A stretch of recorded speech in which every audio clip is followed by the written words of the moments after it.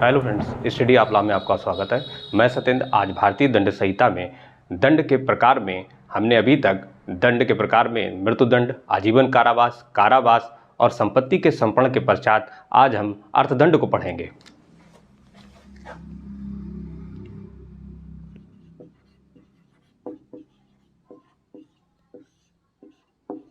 अर्थदंड दोस्तों, भारतीय दंड संहिता की धारा 63 में कहा गया है कि जहां जुर्माने की राशि एक्सप्रेस नहीं है, जहां जुर्माने की जो राशि है अभिव्यक्त नहीं है, अभिव्यक्त नहीं है, एक्सप्रेस नहीं है, एक्सप्रेस नहीं है, वहां असीमित होगी किंतु अत्यधिक नहीं होगी। तो धारा 63 में हमने देखा कि अगर जुर्माने की राशि को नहीं किया गया, एक्सप्रेस नहीं किया गया है, तो वहाँ जो है जुर्माने की राशि असीमित होगी किंतु अत्यधिक नहीं हो सकती है। इस प्रकार हम देखते हैं कि धारा 64 में इसके पश्चात धारा 64 को देखते हैं कि धारा 64 में किस प्रकार का उपबंध किया गया। धारा 64 कहती है अपराध के लिए यदि धारा 64 के अनुसार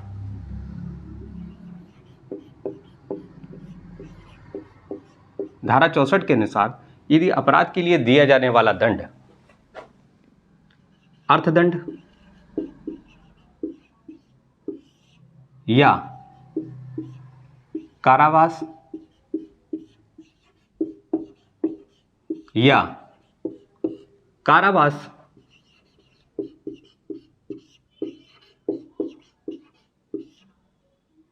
और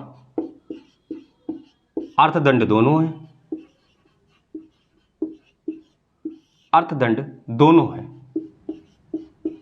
दोस्तों, आपने देखा कि इसमें हमें तीन बातों को याद रखना है। अर्थदंड या कारावास और अर्थदंड दोनों है। तो ऐसी दशा में यदि जुर्माने का भुगतान नहीं किया जाता है तो न्यायालय को ऐसा स्पष्ट निर्देश करना चाहिए कि एक निश्चित अवधि के लिए कारावास भुगतना पड़ेगा, जो दिए गए कारावास के अतिरिक्त होगा। तो हमने देखा कि धारा 64 में किस प्रकार का प्रावधान किया गया है। यदि उस अपराध के लिए अर्थदंड दिया गया है या कारावास अर्थदंड दोनों हैं, तो न्यायालय को ये अर्थदंड का भुगतान न करने पर न्यायालय को इसके लिए स्पष्ट निर्देश करना चाहिए कि यदि आप भुगतान नहीं करते हैं तो एक निश्चित अवधि का कारावास आपको भुगतना होगा, जो दिए गए कारावास के अतिरिक्त होगा। तो हमने धारा 64 को पढ़ा। इस संबंध में धारा 65 से और 70 में अर्थदंड को अदा न करने वाले नियमों की चर्चा की गई है, उसको हम देखते हैं। दोस्तों, धारा 65 में कहा गया है,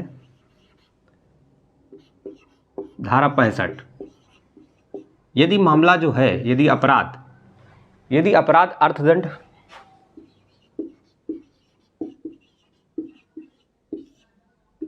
और कारावास,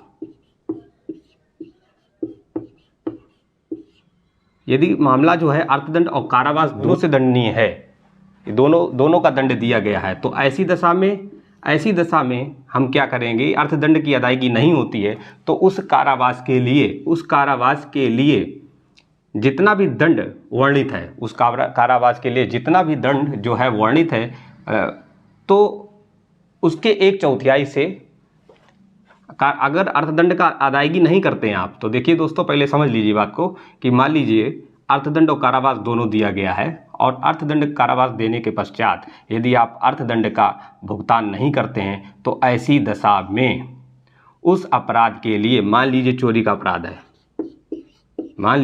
चोरी के अपराध के लिए 3 वर्ष की सजा है दोस्तों, 3 वर्ष की सजा है। और इस 3 वर्ष की सजा में अगर चोरी के अपराध के दिया गया है तो उसमें अर्थदंड भी दिया गया है, तो ऐसे अर्थदंड का अदायगी नहीं करते हैं तो इसके 1/4 से अधिक नहीं होगी, यानी कि तो हमने देखा 1/4 से अधिक, तो इसका 1/4 कितना होगा दोस्तों, इसका 1/4 होगा 9 माह, इसका 1/4 होगा 9 माह। तो 9 माह उसको अतिरिक्त सजा भुगतनी पड़ेगी। तो हमने देखा कि धारा 65 में किस प्रकार का उपबंध किया गया है। धारा 65 में कहा गया है कि यदि मामला अर्थदंड और कारावास दोनों से दंडनीय है तो ऐसी दशा में यदि आप अर्थदंड की अदायगी नहीं करते हैं तो उस अपराध के लिए निर्धारित दंड के 1/4 से अधिक नहीं होगी।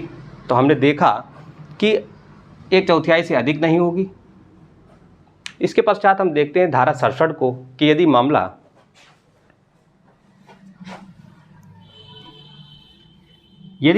अर्थदंड से ही दंडनीय है। धारा 67 में कहा गया है, धारा 67, अब हम धारा 67 को पढ़ेंगे दोस्तों। धारा 67, यदि मामला सिर्फ अर्थदंड से दंडनीय है, सिर्फ अर्थदंड से दंडनीय है,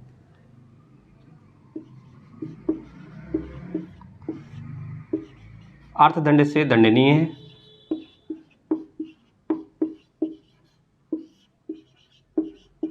अर्थदंड से दंडनीय है, तो ऐसी दशा में निम्न प्रकार का साधारण कारावास भुगतना होगा।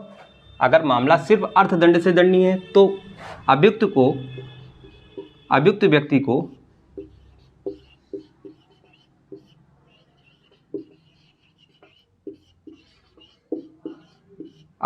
को जुर्माना अदा न करने पर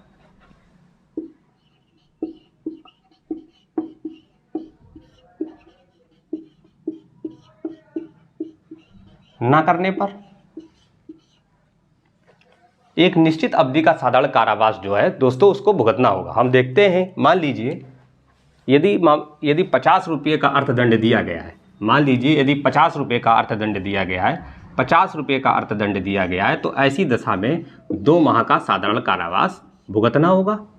तो हमने देखा यदि मामला 50 रुपये तक का है तो 2 माह का साधारण कारावास, यदि मामला 50 रुपये से अधिक और 100 रुपये से कम है तो ऐसी दशा में दोस्तों 4 माह का साधारण कारावास भुगतना होगा।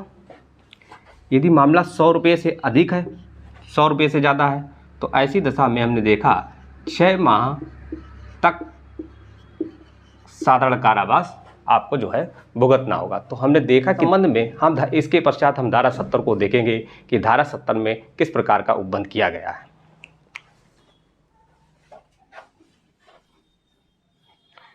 दोस्तों धारा 70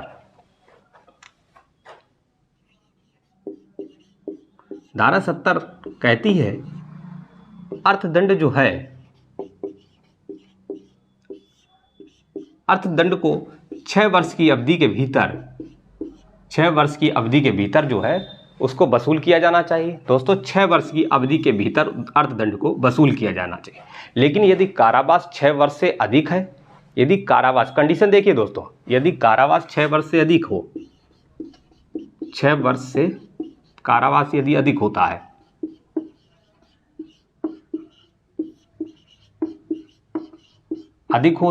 तब क्या होता है, तब उस कारावास के दरमियान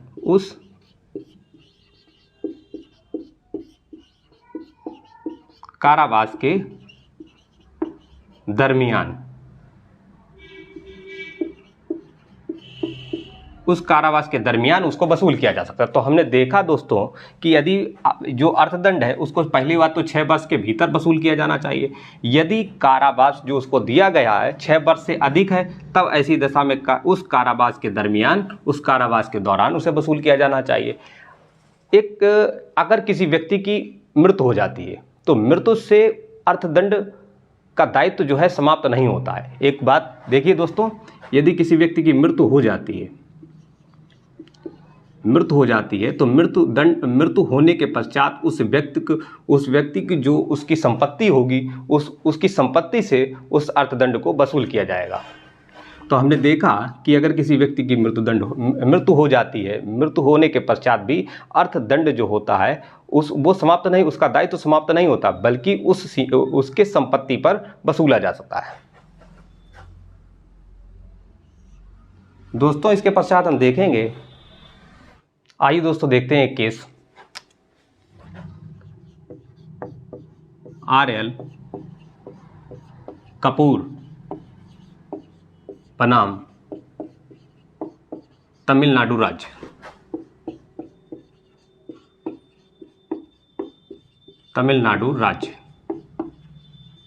दोस्तों इस केस पे कहा गया है कि यदि अर्थदंड की अदायगी नहीं करते हैं अर्थदंड को अदा नहीं करते हैं तो दिया जाने वाला जो कारावास है, जो कारावास दिया जाता है वो इस अर्थदंड का स्थानापन्न नहीं है, स्थानापन्न नहीं है, बल्कि स्थानापन्न नहीं है बल्कि ना अदायगी का एक दंड है। तो हमने देखा कि इसका स्थानापन्न नहीं है बल्कि ना अदायगी का एक दंड है, ना अदायगी का एक दंड है।